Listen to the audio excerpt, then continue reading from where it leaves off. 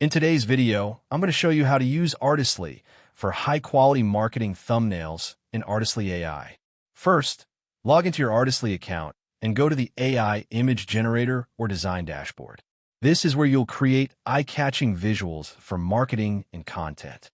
Next, set your canvas or aspect ratio to a thumbnail format, usually a wide layout that works well for YouTube or ads.